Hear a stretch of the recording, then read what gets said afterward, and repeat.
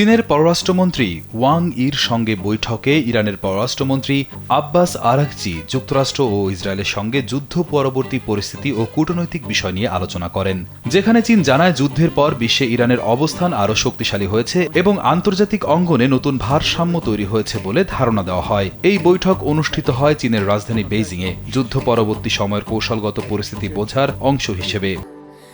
Sandalina so, রূপচর্চায় আভিজাত্য।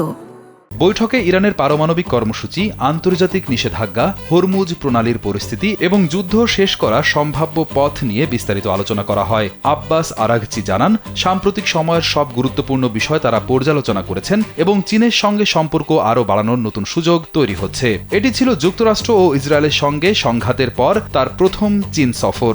Araghchi বলেন, যুদ্ধ পরবর্তী ইরান আগের মতো নয়। এই বক্তব্য ও চীনের অবস্থান মধ্যপ্রাচ্যের কূটনীতিতে নতুন পরিবর্তনের ইঙ্গিত দিচ্ছে। চীন ইরান সম্পর্ক আরও ঘনিষ্ঠ হলে ভবিষ্যতে বৈশ্বিক শক্তির ভারসাম্যে গুরুত্বপূর্ণ প্রভাব ফেলতে পারে।